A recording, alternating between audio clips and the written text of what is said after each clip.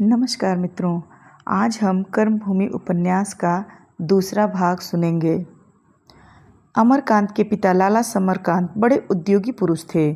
उनके पिता केवल एक झोपड़ी छोड़कर मरे थे, मगर समरकांत ने अपने बाहुबल से लाखों की संपत्ति जमा कर ली थी। पहले उनकी एक छोटी सी हल्दी की आढ़त थी। हल्दी से गुड़ और चावल की बारी आई। 3 बरस तक लगातार उनके व्यापार का क्षेत्र बढ़ता ही गया।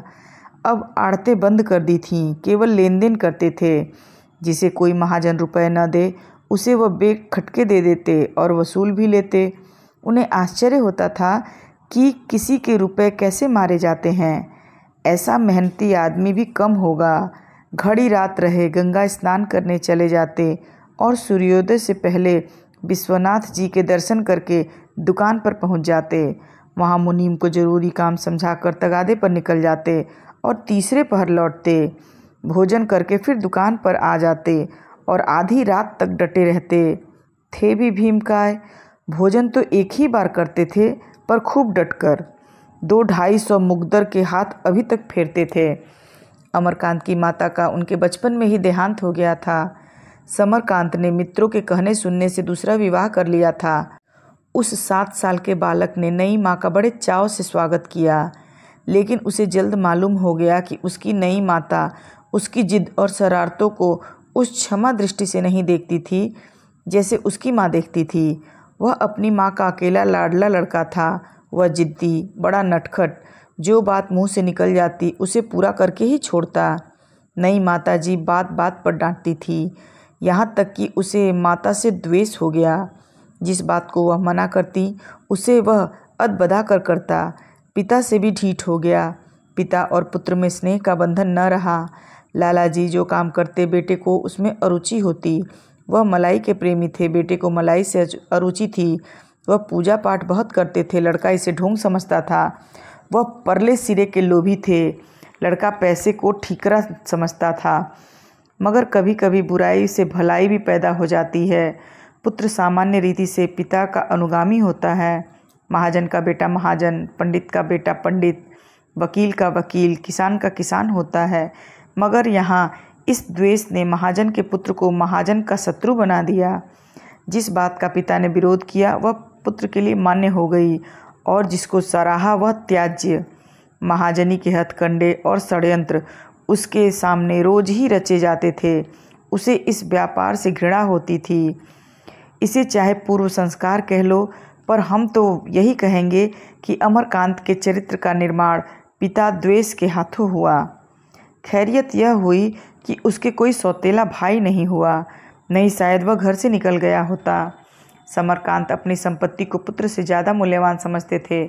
पुत्र के लिए तो संपत्ति की कोई ज़रूरत न थी, पर संपत्ति के लिए पुत्र की ज़रूरत थी। विमाता की तो इच्छा यही थी कि उसे वनवास देकर अपनी चहेती नैना के लिए रास्ता साफ कर दे, पर समरकांत इस विषय में निश्चल रहे। मज़ा यह था कि नैना स्वयं भाई से प्रेम करती, और अमरकांत के हृदय में अगर घर वालों के लिए कहीं कोई कोमल स्थान था तो वह नैना के लिए था। नैना की सूरत भाई से इतनी मिलती जुलती थी जैसे सगी बहन हो। इस अनुरूपता ने उसे अमरकांत के और समीप कर दिया था। माता पिता के इस दुर्व्यवहार को वह इस स्नेह के नशे में भुला दिया करता। घर में कोई बालक न था और नैना के लिए किसी साथी का होना अनिवार्य था। माता चाहती थी नैना भाई से दूर रहे। वह अमरकांत को इस योग्य न समझती थी कि वह उसकी बेटी के साथ खेले। नैना की बाल प्रवृत्ति इस कूटनीति के झुकाए न झुकी। भाई बहन में यह स्नेह यहाँ तक बढ़ा कि अंत में विमातृत्व ने मातृत्व को भी परास्त कर दिया। विमाता ने नैना को भी आंखों से गिरा दिया और पुत्र की कामना के लिए संसार से विदा हो गई। अब नैना घर में अकेली रह गई। समरकांत बाल विवाह की बुराइयां समझते थे। वह विवाह भी न कर सकते। वृद्ध विवाह की बुराइयां भी समझते थे। अमरकांत का विवाह करना जरूरी हो गया।